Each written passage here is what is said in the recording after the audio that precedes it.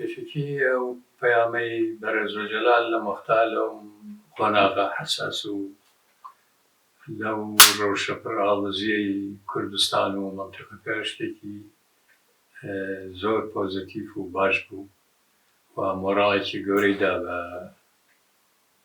هێزی شۆڕشی باکوور و میلەتی کورد لە باکووری کوردستان بەتایبەتی لە هەموو کوردستان و لە پەیامەکە دووسێ خاڵی زۆر باڵکێش هەبوو. مەسەلەن یەکەم ئەوەی کە جەنابەت باسی کرد ئەو ئیتیفاقیەی کە لەگەڵ ڕەحمەتی ئیدریس بەرزانی کراوە بۆ یەکێتی کورد و نزیکبوونەوەی هێزی سیاسی کورد و پەیمانێک کە ئیمزای کراوە لەلایەن خوا لێخۆش بوو ئیدریس بەرزانی و بەڕێزوەجەلانەوە کە شەڕی کورد و کورد نابێ بکرێ و کورد نابێ یەکتری بکوژن بۆ ئەم ڕۆژە شتێکی زۆر زۆر باش و بەکەڵک بوو. بێگومان ئەبێ ئەوەش لەیەک بینەوە ئەو زەمانە و تا ئێستا زۆری فەرقە چ لەلایەنی سیاسی چ لەلایەن وەزعی کورد خۆی چ لەلایەنی ڕەوشی مەنتیقەکە و ئاڵۆزی دنیا جیاوازیەکی زۆر هەیە، بەڵام نقطەیەکی جەوهەری و گەوهەری و ئەساسی هەیە کە ئەویشی یەکبوونی کوردە. ئەو خاڵە خاڵێکی هەمیشەییە لە خەباتی میلەتی کوردە. بەڕێی من پێویستە هەموو لایەک بەتایبەتی لایەنی پەکەکە و هێزی باکووری کوردستان ئەو خاڵە بە ئەساس بگرن و هەوڵ بدەن بۆ یەکەم زیندووکردنەوەی ئەو پەیمانە، دووهەم کارپێکردنی ئەو پەیمانە. پەیمانەکە ئەوەیە کە ئەو وەختە پارتی مەسەلەن شیعاری ئاشتبوونەوە لەگەڵ هەموو هێزەکانە کە لە یەکێتیەوە دەچی پێکرد لەگەڵ مانجەلال لە تاران ئاشتبوونەوە و هەچی بڵێن لاپەڕەی کۆن بوو دڕانیان و لاپەڕێکی سپیان کردەوە کە یەکێتی و پارتی و لە چوارچێوەی ئەو سیاسەتە کە مەرحوم ئیدریس بەرزانی پێڕەویە کرد ئەو وەختە ئاشتبوونەوە بوو یان نزیکبوونەوە بوو لەگەڵ بەڕێزوەجەلان و پەکەکە. جۆهەری پەیمانەکە 11 خاڵە. ئەڵێ کورد پێویستە هێزی سیاسی کوردی مشاوەرە بە یەکتری بکەن. خاڵێکی تایە کە هەوڵ بدرێ هەموو لایەک شەڕی کورد و کورد تەحریم بکرێت، تەجریم بکرێت، یعنی وەکو جەریمە بێ شەڕی کورد و کورد نەکرێت. هەرچەند بەداخەوە دوای ئەو پەیمانێش چەند شەڕ ڕوویدا لە بینی هێزی سیاسیە. دووهەم ئەو وەختە مەعسکەری ئیشتراکی سۆڤیەتی بەشێکی گەورەی هێزی دنیا بووە کە دۆستایەتی لەگەڵ ئەم هێزە سۆسیالیستیا بکرێت بۆ پاشە ڕۆژی کورد قازانجی هەیە. من جگە لەوەیش کە لە هەواڵانی پەکەکەم بیستووە و بەڕێزوەجەلانی چەند جار باسی کردووە کە من لەوێ بووم لە بێقاوەیە بینیمە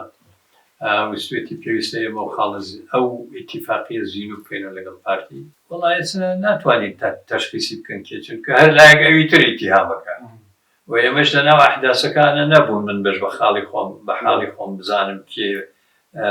پێشێلی کردو بە دەرەجەی ڕئیسی. بەڵام هەموو لایەک بەشدارن لە پێشێلکردنیە، هەموو لایەک بەشدارن، هەموو هێزی سیاسی بەشدارن. ئەوانەشی کە لە کوردستانی باشوور ڕوویداوە لە بینی هێزەکانی پارتی و یەکێتی و ئیسلامی و یەکێتی و شیوایی و هەموو هێزەکان بەشدارن، هەر کەس بە گوێرەی خۆی. ڕەحمەتی ئیدریس بەرزانی و بەڕێزوەجەلان. من بە تەفسیل فەلەکەتدین کاکەی بۆی باس کردم، حتا فەلەکەتدین باسی ئەوەی کرد بەداخەوە دوو ڕۆژ پێش ئەوەی کە وەفات بکە لە هەولێر لە وتێر شیراتۆن یەکتری ماندی زۆر دانیشتین باسی ئەو خاڵی کردوتی کە من لەگەڵ کاک ئیدریس بووم بەڵە قسەی فەلەکەتدینەکە و گفتوگۆیە کراوە و ئەو پەیمانم وەرکراوە کە هاتینەوە مەکتەبی سیاسی خاڵێکی تیا بوو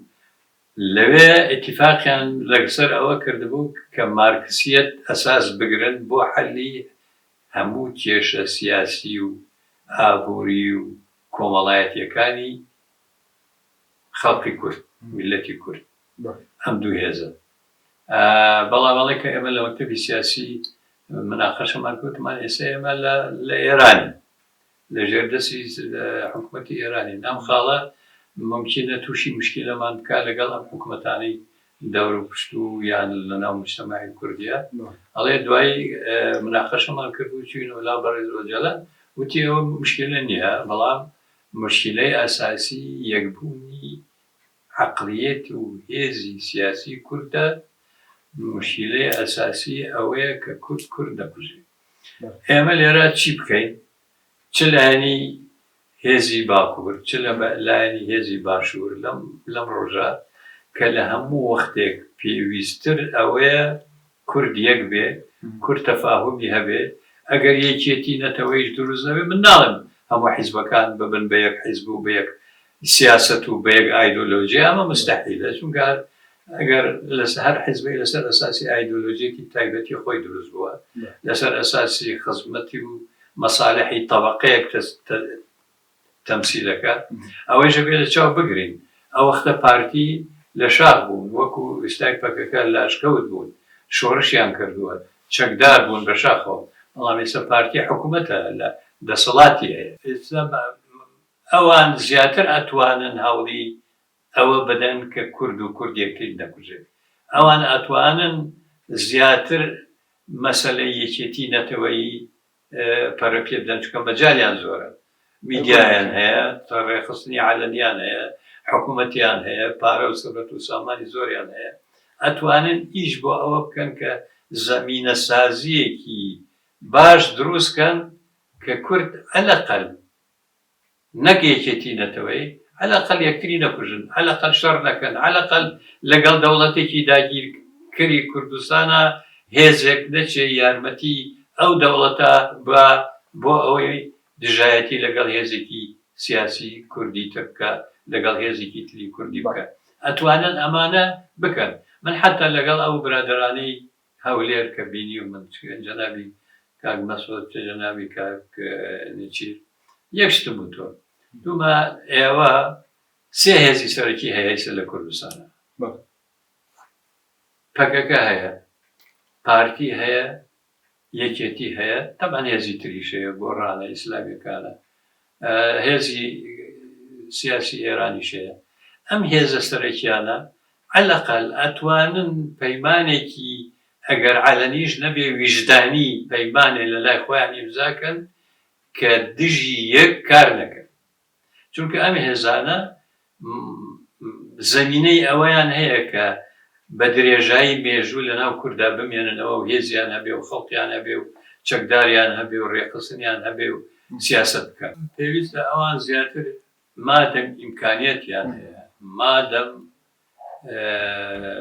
زەمینەکە لەبارە بۆ ئەوان، ئەتوانن ئەوان زیاتر کار بکەن بۆ یەکێتی نەتەوەیی، بۆ یەکێتی هێزی سیاسی کوردی، بۆ قبوڵکردنی هێزی سیاسی کوردی. ئەوان زیاتر زەمینەکە لەبارە و ئیمکانیەتی ئەوەیان هەیە کە زەمینە خۆش بکەن. ئێمە داوایان لێ ئەەکەین کە ئەمە بکەن، کە زەمینە خۆش بکەن، لە باتی دژایەتی کردنی هێزێکی تری کوردی هەوڵ بدەن نزیکبوونەوە دروست بکەن، تەفاهم دروست بکەن، یەکتری قوبڵ بکەین. ئێمە یعنی پێویستە من و تۆ، پێویستە ئەم خەڵکە ڕۆشنبیر سیاسەتمەدار، پەکەکە، یەکێتی، پارتی، هێزە سیاسیەکانی تر گۆڕان فڵان، ئەمانە هەموو هەوڵی ئەوە بدەن کە زەمینەیەکی وا خۆش بێت. ئێستا من بێم ئەوان ئیتیهام کەن و ئەوانش ئێمە ئیتیهام کەن و ئەتر تۆ قسەت هەیە ئەویش قسەی هەیە. ئێستا باوی ئەوە نەماوە، یا زەمانی ئەوە نییە، یا وەختی ئەوە نییە کە ئێمە بەرامبەر یەکتری دابنیشین و یەکتری گوناهبارکەن و ئیتیهام بکەین، چونکە وەزعەکە حەساسە. ئێستا لە باشووری کوردستان لەسەر پرۆسەی سیاسی باشووری کوردستان پیلانێک هەیە کە ئەم پرۆسەیە نەمێنێت، پیلانێکەیە حکوومەتی مرکزی خەریکیەتی بەشێک لە حکوومەتی مرکزی لە شیعەکان لە دەوڵەتی داگیرکەر دراوسێمان کە حکوومەتی هەرێمی کوردستان و پرۆسی سیاسی کوردستان و فیدرالی نەمێنی سەبەتەمان کە ئەم حکوومەتە دروست بوو پەرلەمان مناقەشەیەوە کە ئایا فیدرالی هەر ناوی فیدرالی نەمێنێت هەر محافزەیە خۆی لەگەڵ بغات و لە ناو کوردیشە هەیە ئیش بۆ ئەماکە ڕەوشەکە حساسە چ بە نسبەت کوردەوە ئەوە تا مەسەلا حکوومەتی تورکیا شیعاری لە ناوبردنی کورد و پەکەکەیان کردووە بە سیاسی بە عەسکەری بە ئیقتصادی بە هەموو هێزی هی خۆی و دراوسەکانی هەموو نەژاد پەرست و نەتەوە پەرستی تورک کۆبوونەتەوە کە کورد هەر نێڵن لە تورکیا ئەوە ئەبینین بە سەدان هەزار کەس لە حەبسخانەیە بە هەزاران کەس لە دەربەدەر کراوە بە سەدان کەس کوژراوە ئەکوژرێ هەموو ڕۆژێ لە تورکیا لە باکووری کوردستان یعنی پیلانەکە لەلایەن ئەم چوار دەوڵەتە داگیرکەرەی کوردستان لە ژێرەوە ڕێکەوتون کە کورد بچوو بکەنەوە من ڕێی خۆم ماوە بەسەرکردەکانی کورد و تۆ چ لێرە چ لەوێ پێم وتووەن ئەم شەڕی زێنی بۆ یەکەم زەرەردانە لە پەکەکە دووهەم بۆ لە ناوبردنی پرۆسی سیاسی باشوورە بۆ دوو ئیدارە دروستکردنە بۆ ئەوەی وەکو شکلی حکوومەت و پرۆسی ئەم پرۆسی سیاسی هەیە لە باشووری کوردستان نەمێنێ سەرکێشی ئەم پرۆسەیە ئێرانێکە تورکیایەکە شەخصی ئەردۆگانێکە بەشێکی زۆر لە شیعەکانی عێراق کە حکوومەت معاشبڕین یانی چی هەمووی ساڵێکە ئێتیفاقیان کرد کە هەچی ناکۆکی بێ لە بینی هەرێم و حکوومەتی مرکزیە ناگە معاشی موەزەف و مەئمور ببڕێ بەڵام یەکسەر معاشیان بڕی بۆ ئەوەی خەڵک برسی بێ ئاژاوە دروستکە بچن بەگشت حکوومەتە بچن بەگشت ئیدارەکانی هەرێمی کوردستانە فەوزا دروست بێ حکوومەت بێتە دەخۆلکە بڵێ ئەوە میلەتی عێراق بەشێکی کورد لە عێراق ئەو شەڕیانەوە منەچم بۆ ئەوەی حکوومەت بێتەوە سلێمانی وەکو چۆن کەرکووکمان لە دەستدا هەولێر و سلێمانیش لە دەست بدەین منیش ئەواڵێم ئەبێ قیادەی کوردی چ پارتی چ پەکەکە چ یەکێتی چ ئەوانەی دەسەڵاتی باشووریان هەیە چ ئەوانەی هێز و قوتیان هەیەیانەوێ سیاسەتی کوردی بجۆڵێنن بیر لەوە بکەنەوە هەچیەکەکەن کارێکی وانەکەن کە پرۆسە سیاسیەکەمان لە دەست دەچێت پرۆسەی سیاسی کوردستانی باشوور بە هەموو گەندەڵیەوە بە هەموو ناعەدالەتیەوە بە هەموو خراپیەوە پرۆسەیەکی سیاسیە هەنگاوێکی گەورەیە کە قەزەی کوردی بردوتە پێشەوە هەوڵ بدەین گەندەڵی نەمێنێ هەروەڵ بدەین چاکسازی بکرێ هەوڵ بدەین پیاوخراپ دوور بکرێتەوە هەوڵ بدەین میلەت ژیانی گوزەرانی باش بێت نەک هەوڵ بدەین بیرڕوخێنی ئەم پیلانەی کە هەیە بۆ ئەوەیە کورد خۆی وا لێ بکەن بەبێتە گیانی یەکتری مختصری مفید ئەواڵێ شەڕی زەینی وەرتێ چێ بێ لە بەینی هێزی کوردی باکوور و باشوور یەکەم هەنگاوە بۆ لە ناوچوونی پرۆسی سیاسی باشووری کوردستان لە ئەسنای شەڕە زەرەرێکی زۆر لە کوردی باکوور و خەڵکی باکوور و پرۆسی سیاسی و شۆڕشی باکوور بدەن و پرۆسی سیاسی باشووریش وا لێ بکەن بێتەوە سەر بە حکومی زاتیەکەی سەددام بڵێن باش ئەمە پیلانەکە ئەوەیە ئەجا چی پێویستە ئەم جارە تکراری ئەوەی ژەکەمەوە چی پێویستە بیکە لە پەکەکەواڵێ لە پارتیەوە لە یەکێتیەوە لە سەرەکانەوە بیر لەوە بکەنەوە هەرچیەکەکەن ئەم پیلانە جێبەجێ نەکەن ئەم پیلانە تێک بدەن بەرامبەری بوەستن ئیتر بە چه عەقڵێک بە چه ئوسلوبێک بە چه ڕێگەیەک بەرەلۆجەلان لە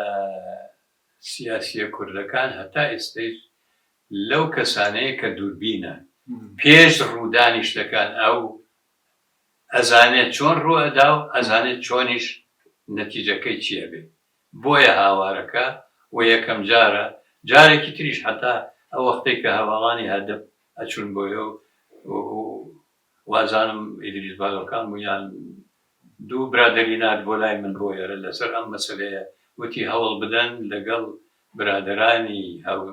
هەتا ئەوە لەگەڵ ماڵباتی بەرزانی ئەو پرۆژەیە کە من لەگەڵ ڕەحمەتی ئیدریس بەرزانی ئیمزام کردووە زیوی بکەنەوە. من شەخسیەن لەسەر ئەوە ئەم ماوەیە کارم کردووە، قسەی خۆم کردووە لە هەر مناسبەتێکە بە هەر مناسبەتێ ئەو برادرانی هەولێر چ جەنابی کاک مەسعود چ جەنابی کاک بێچیرم بینی بێ ئەو قسەیم کردووە و هێنامەتەوە کە ئێوە پەکەکە و پارتی هەتا دوژمن بن قەزیەی کورد دواکەوێت، هەتا دۆست بن قەزەی کورد پێشەکەوێت. بالضەبط مەترسیەکان لە لای ئەوەکو من چۆنم باس کرد لە لای ئەو وازەحتر و ڕووناکترە لەو بەندیخانەیە کە ژوورێکی تاکە کەسیە ئەو ئەزانێ ئەم حرەکەیە کە دروست ئەبێ ئەنجامەکەی چیە ڕووخاندنی پرۆسەی سیاسی کوردە لە ئەم جوابەچەکە بچووکردنەوەی قەزیەی کوردە پیلانێکە بۆ ئەوەی کورد لە بیر جارێکی تر لە سەربەخۆیی و ریفراندۆم و جیابوونەوە حکوومەتی سەربەخۆیی کوردی نەکاتەوە. ئەمانە ئەو کۆسبانن کە ئەیقەنەڕێن، ئەو ئەلغامانن کە لەژێر پەیمانانە دایان ناوە هەرجاری لەژێر پێی هێزێکی سیاسی کوردی هاتەقێتەوە. ئەم مەسەلەی وەرتێ و زینی وەرتێ ئەگەر تەتەور بکاو بێ بە شەڕی کورد و کورد باشووریش و باکووری و